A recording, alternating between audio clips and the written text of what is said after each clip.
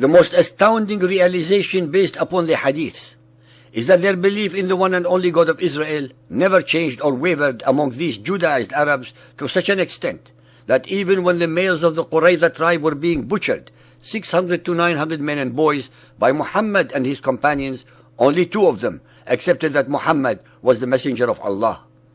Their incredible tenacity to stick to their religious beliefs and to deny Muhammad what they clearly knew were his utterly false claims to prophethood is attested to by the fact that among the thousands of Jews and Judaized Arabs, less than 10 people were willing to convert to the cult of Muhammad, even upon pain of death. As a testament to their incredible display of loyalty to, and their refusal to betray their beliefs and traditions, in the following hadith, Muhammad remarks ruefully upon this tenacity. Sahih al-Bukhari 5.277, narrated by Abu Huraira. The Prophet said, had only 10 Jews believed me, all the Jews would have definitely believed me. From among the thousands of Jews in Arabia, not even 10 were willing to submit to Muhammad's false pretenses and tyranny. This is the ultimate measure of martyrdom. Before Muhammad appeared on the scene, there was no religious or racial discrimination between the Jews and the Arabs, especially since both are Semites.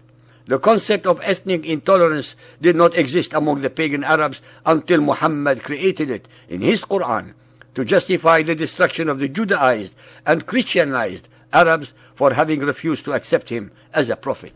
Over the centuries, the Jews and Judaized Arabs became economically much stronger than the pagan Arabs. Since they had emigrated from the more civilized and culturally advanced countries of Judea, Syria, and Iraq, they knew many such arts as were unknown to the Arabs. They also enjoyed trade relations with the outside world. Those Jews of Israelite descent or indigenous Arab converts were integrated and accepted by the pagan natives. It is important to repeat yet again that the pagan Arabs were almost entirely nomadic people who abhorred and looked with contempt at the concept of tilling the land. Ibn Ishaq, pages 6 to 18, there are numerous passages that attest to the above facts.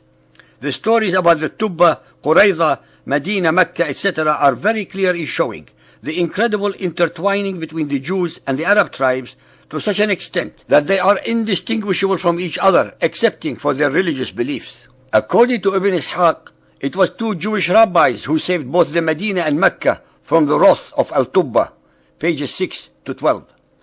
Philip Hitti, in his monumental History of the Arabs, asserts that it was the Jews who introduced the following fruits to the Arabians: apples, apricots, watermelons, pomegranates, lemons, oranges, sugarcane, bananas, and almonds, among others.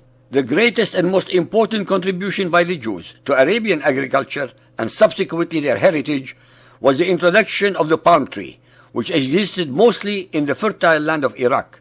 It is called tamar in Arabic, whose root resides in the Hebrew tamar, meaning dates. Furthermore, each of their tribes had to enter into alliances with one or another powerful pagan Arab tribe for the sake of its own protection, so that no other powerful tribe should overawe it by its might.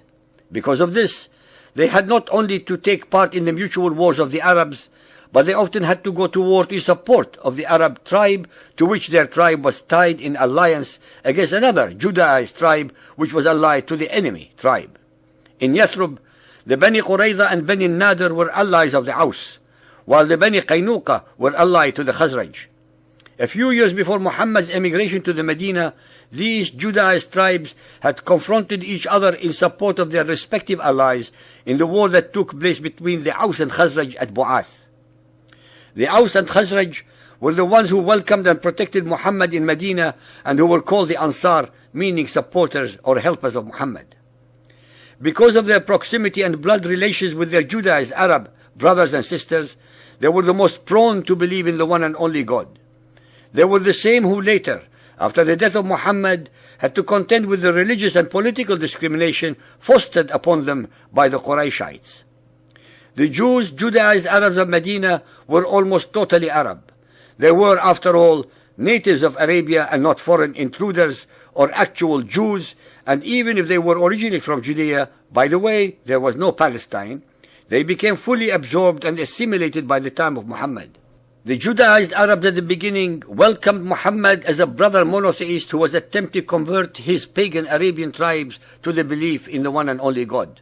Unfortunately, Muhammad's original perception of his mission as the Moses of the pagan Arabs slowly transformed itself into a more militant and uncompromising self-esteem as a prophet to all mankind, and especially to the Jews.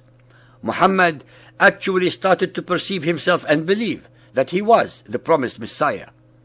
The Judaized Arabs, for very good reasons, refused to accept Muhammad as a prophet, especially since he was not bringing about any new concept or ideas which were either equal to or superior to theirs. Because of his grandiose claims to prophethood and his alleged revelations, they constantly questioned and ridiculed him, especially since his so-called revelations totally contradicted the original versions in their Hebrew Bible. These humiliating but fully warranted disputations became intolerable effrontery to him personally, and a threat to his innocent claims, which were adding to his difficulty in converting the pagans to his cultic beliefs. In the end, he had no choice but to exterminate such witnesses to his lies and pretensions. Muhammad's personal legacy of hate for the Jews and Christians who refused to believe in him is inscribed in his Quran. The entirety of the Quran, after all, is actually Muhammad's own alter ego, and thus replete with innumerable verses attacking, insulting, denigrating, and inciting Muhammad's followers against Judaized Arabs. Systematically and with aforethought, Muhammad broke all treaties with the pagan, Judaized, and Christianized Arabian tribes, or found other excuses to slaughter, convert, subjugate, or enslave them.